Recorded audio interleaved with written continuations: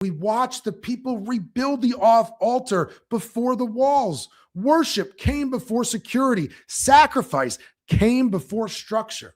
In the middle of fear and vulnerability, God's people declared that his presence mattered more than protection.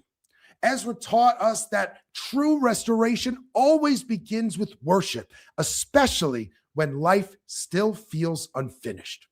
Then came opposition, discouragement, fear, compromise, and delay. It threatened to stop God's work entirely, and for years it did.